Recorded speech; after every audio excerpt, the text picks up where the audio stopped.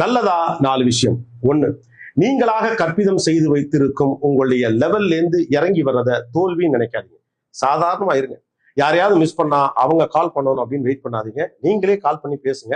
உங்களுக்கு என்ன தோணுதோ அது செய்யுங்க. 2, நீங்க செய்யறது சின்ன வேலையா பெரிய வேலையாங்கிறது முக்கியம் இல்லை. அந்த வேலையை எவ்வளவு வேல்யூ பண்றீங்க அப்படிங்கறதா முக்கியம். சின்ன வேலையோ பெரிய வேலையோ சின்சியரா டெடிகேட்டடா பண்ணுங்க.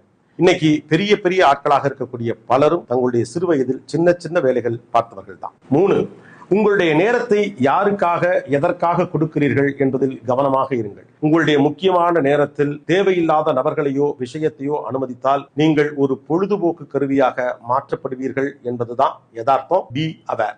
4, வீடு, அலுவலகம் அல்லது அமைப்பு எதுவாக இருந்தாலும் சரி, ஒரு தனி நபரின் அதிகாரம் மட்டும்தான் செல்லுபடியாகும் என்றால் பொறுத்து கொண்டு இருப்பவர்கள் விரைவில் விலகி வெளியே போவார். மற்றவர்களின் உணர்வுகளுக்கும் மதிப்பு கொடுங்கள். நீங்கள் தனிமரம் ஆன பிறகு இந்த ஞானோதயம் வந்தால் ஒரு புண்ணியமும் இல்லை.